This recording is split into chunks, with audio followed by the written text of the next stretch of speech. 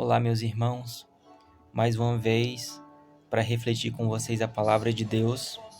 E eu selecionei esta música porque ela representa muito bem a nossa reflexão de hoje, o caminho para o jardim. E hoje de manhã eu estava assistindo um podcast, um trecho, e uma mulher disse o seguinte: se Deus me mandar para o inferno, quem vai perder é Ele e não eu. Quanta arrogância de uma pessoa e quanta prepotência. O outro rapaz disse: se eu for para o céu, eu quero que coloquem um tobogã para eu escorregar até você. E isso mostra que a cultura de hoje em dia está sendo deturpada. Essa revolução cultural que está manchando a vida de muitos jovens acabam sendo mais atraentes do que a própria palavra de Deus. E Deus acaba virando chacota. Isso não acontece desde agora. Não é? Eu estudei uma filósofa chamada Simone de Beauvoir, e no seu livro, Segundo o Sexo, ela diz que não nasce mulher, torna-se mulher. Ou seja, primeiro ela mexe com a cultura para depois fazer as alterações na vida real. Mas aqui, meus irmãos, eu quero refletir com vocês esse jardim que Jesus alcança para nós. Lá em Marcos, capítulo 14, versículo 26, diz o seguinte: depois de terem cantado o hino, saíram para o Monte das Oliveiras. Um pouco mais à frente, no versículo 32, o autor segue dizendo da seguinte maneira: e foram a um lugar cujo nome é Getsemane. Vamos entender um pouco o que é esse Monte das Oliveiras. Era um jardim que tem esse nome genérico, Monte das Oliveiras, porque era um jardim que continha muitas oliveiras. E a oliveira é uma árvore que dá um fruto chamado azeitona. E esse azeitona ele serve para fazer óleo, justamente o óleo que utilizavam lá no período patriarcal para fazer sacrifício de libação. Então, quando Jesus vai para este Monte das Oliveiras, ele está dizendo: eu serei o cordeiro imolado que será banhado por este óleo para um sacrifício. E quando falamos jardim, nós lembramos de Gênesis. Quem foi que saiu lá do jardim, do paraíso? Adão e Eva. Eles perderam, eles saíram porque perderam.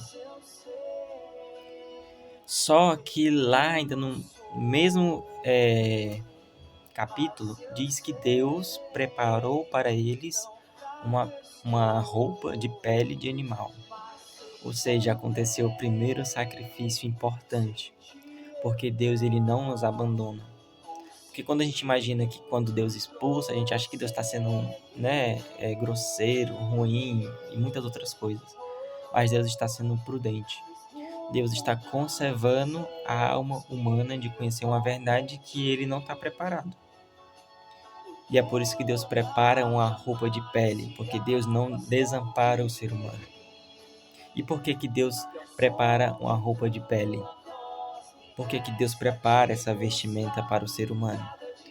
Porque o ser humano sozinho não consegue fazer nada. Logo após que eles comeram do fruto proibido e abriram os olhos, se enxergaram nus, o que foi que eles fizeram? Se vestiram com folhas. Folha serve como roupa? Não. Ou seja, o ser humano tem uma mentalidade muito pobre quando está longe de Deus e comete muitos erros. Mas aqui Jesus está fazendo um percurso. Ele está caminhando para um jardim. Enquanto que Adão e Eva saíram desse jardim, Jesus está retornando para esse jardim. Jesus está indo sozinho? Não. Jesus está levando os seus amigos. Ele faz esse convite.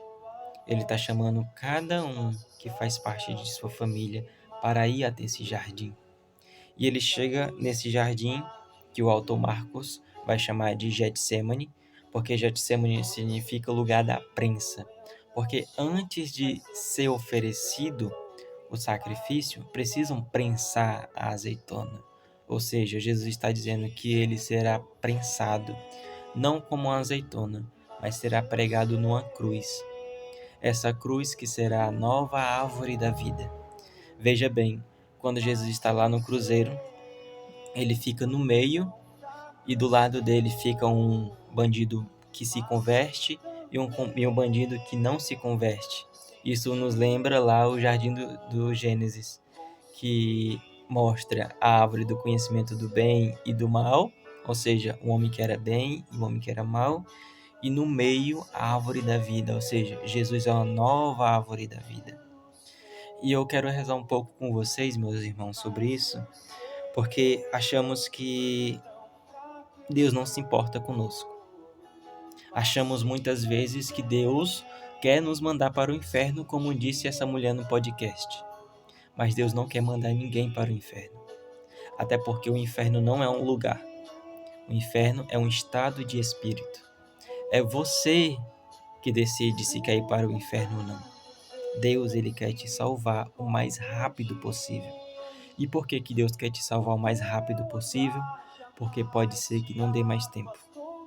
Então se desfaça de todas as coisas ruins que você cometeu, de todos os erros, e peça a Deus que te conduza para este jardim com Ele. E o jardim não é simplesmente um jardim físico, mas um jardim eterno. É nesse jardim que nós vamos ter acesso, através de Jesus. Eu espero que você possa rezar com essa reflexão, que nosso Senhor ilumine a sua mente, que tire do seu coração todas as barreiras, todas aquelas coisas que te fazem mal, todos aqueles traumas, que todos os lixos possam ser destruídos através dessa oração, dessa reflexão, e que todas as barreiras que você formou no seu coração possam se transformar em uma ponte e você possa atravessar essa ponte ao encontro de nosso Senhor. Fique bem, até mais.